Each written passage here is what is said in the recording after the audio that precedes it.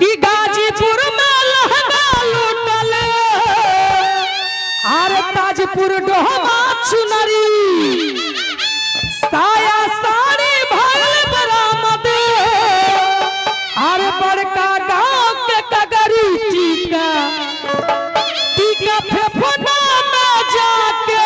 भुलाइल बा बाली बलिया बरामद होके आइल बा बाली बलिया बरामद होके आइल बा गाजीपुर में लहंगा लूटल ताजपुर डोहमा चुनरी साया साड़ी भरल बरामद बड़का गांव के कगरी टीका टीका फेफना में जाके भुलाइल बा बाली बलिया बरामद होके आइल बा बाली बलिया बरामद होके आइल बा बाली बलिया बरामद होके है नहीं अब क्या कहता नहीं ओ मिस्टर जो हमारे कॉमेडियन साहब हैं मंच पर चले हैं कि आज हाँ आर पहिला मिलन मिलल सजनी के सजना राजू जी हाँ आगे गुलाब नियन खिलल बाबा दनवा सुनी सुनी भगवान जन बिहार के लड़किया के के धर धर लाज लगत है सुतावत नहीं लड़किया हिया सूत जाई हनु तब बोलिया कि सुनी सुनी भगवान जन बिहार के देखा दीदिया बोला कि आज राजा जी के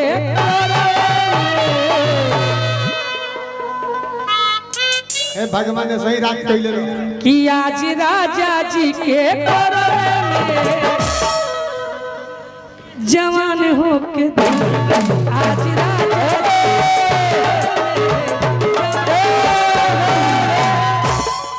ए बड़ा तू मनबे कि ना मनबे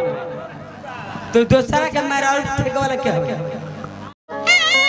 है ने आवा का कहत नहीं किया वधेखी तोहरा के भर नजरिया अरे काले से फिर भेंट ना हो भेंट काहे ना है आज भेंट घर तो मोबाइल के जमाना बा वीडियो कॉल करो बात कर लो भेंट ना होई ये डार्लिंग अरे भेंट ना होई ठीक है बा कि पकड़ब 5 बजे आइए राजू जी तेरे जाई राजू जी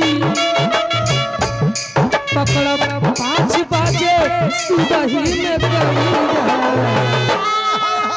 अरे काल से फिर भेंट ना होई तोहरा के भटना चलिया काल से फिर भेंट ना होई ये डार्लिंग भेंट ना होई भेंट ना होई ये राजा भेंट ना होई कि पकड़ब 5 बजे कहिए राजू जी केने जाई राजू जी पकड़ब 5 बजे सुबह में और ये बहुत बहुत पुरस्कार